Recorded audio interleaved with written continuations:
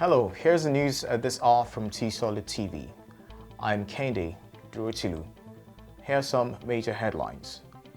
Reps risks impeachment over late cabinet formation.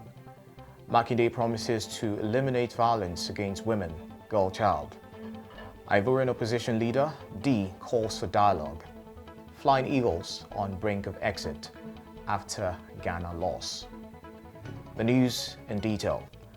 The House of Representatives is proposing compelling a new president or governor to constitute his cabinet within 30 days after inauguration or risk impeachment by the National Assembly or State House of Assembly. The Transition and Assumption of Office Bill 2020, sponsored by Mr. Pam Sopo, in which the proposal is being made, was introduced at the House on Wednesday. The bill also seeks to establish a special fund for the Presidential Transition Committee and to also compel state governors to also name their cabinets within the same time. Meanwhile, Dr. Ngozi Okonjo-Iweala, Nigeria's former Minister of Finance, has assured Nigeria and other African countries of access to COVID-19 vaccines as from the end of January through the first quarter of 2021. A statement by the Ministry of Foreign Affairs said on Wednesday. The statement quoted Okonjo-Iweala as disclosing this after a closed-door meeting with the Minister of Foreign Affairs, Geoffrey Onyema, in Abuja.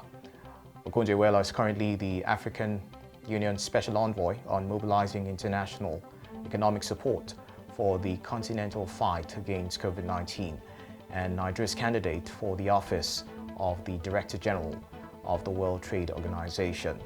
She disclosed that the international initiative involved the World Health Organization, the Coalition for Epidemic Preparedness Innovations, Gavi, and the international community to get vaccines delivered to developing and poorer countries in an affordable manner and quickly.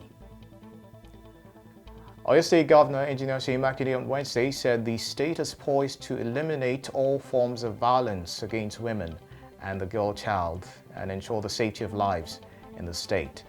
The governor, while speaking during a courtesy visit by members of the National Human Rights Commission, Oyo State Office, held at the SSG's conference room, Governor's Office, Secretariat Ibadan, said that the state will take quick steps to actualize its plans.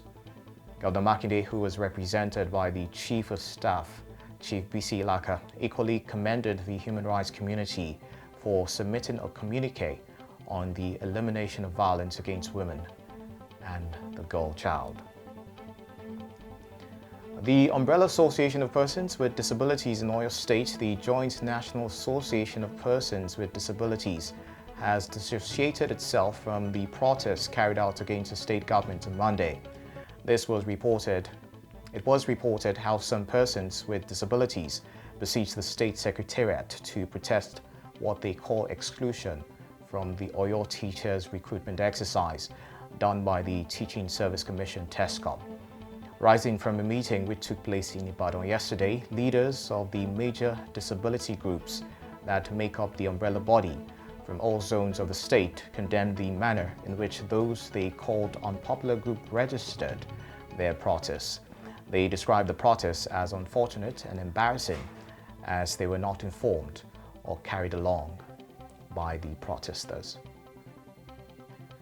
The news on Tstv will be back right after this.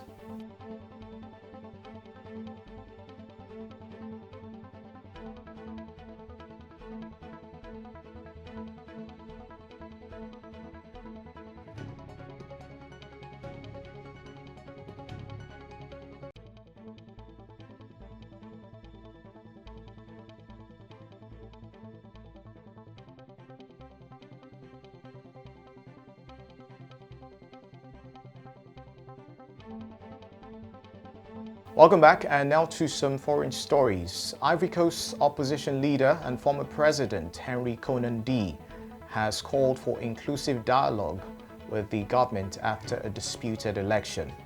President Alassane Ouattara was re-elected in October for a controversial third term, sparking political violence.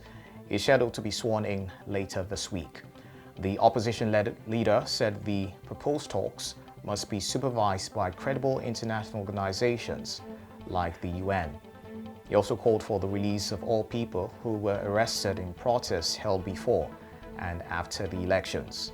Mr. D urged Ivorians to prepare for demonstrations intended to call for peace in the country, where he asked the police and army to offer security to demonstrators. Malawi's former president, Peter Mutharika, has threatened legal action against a local bank following the freezing of his accounts by the country's anti-corruption body in August. Newsmen cite a letter from Mr. Mutharika's lawyer that said a 3-month restriction notice on his account had since expired. Malawi's Anti-Corruption Bureau, ACB, froze the bank accounts of Mr. Mutharika and his wife over strange withdrawals during an investigation into alleged tax evasion in the importation of 800,000 bags of cement.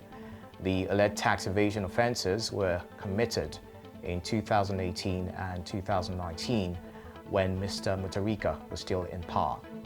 However, Mr. Mutharika has denied any wrongdoing. In sports, the Flying Eagles are on the brink of exit from the 2020 WAFU B Under-20 Cup of Nations after they lost 1-0 to Ghana in a Group B clash at the Stade Charles de Gaulle's Port Novo and Benin Republic on Wednesday.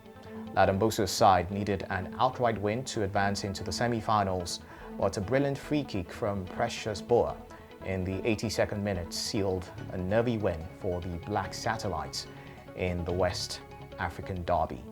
The Flying Eagles dominated play in the opening minutes of the game and had 2 goals disallowed for offside as they went in search of a goal. The Nigerians now have 1 point from 2 games and hope Ghana defeats Ivory Coast by more than 2 goals to advance to the semi-finals of the competition, which serves as qualifiers for the Under-20 AFCON in Mauritania next year. Anthony Joshua is said to have ended his short period in self-isolation yesterday when his coronavirus test came back negative ahead of his world heavyweight clash with Kubrat Pulev.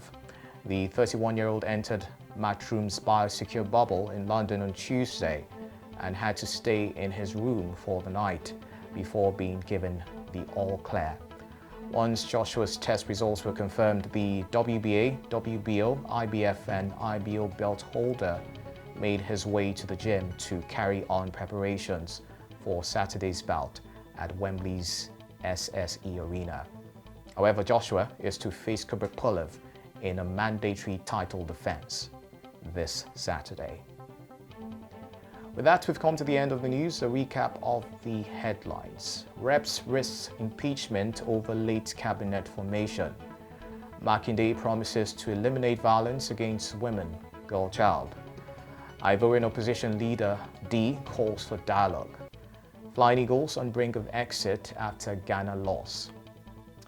Please do not forget to always adhere to COVID-19 safety measures. The news was compiled by Hope Chijioke. I am MAKINDE Duritilu. Good day, and thank you for watching.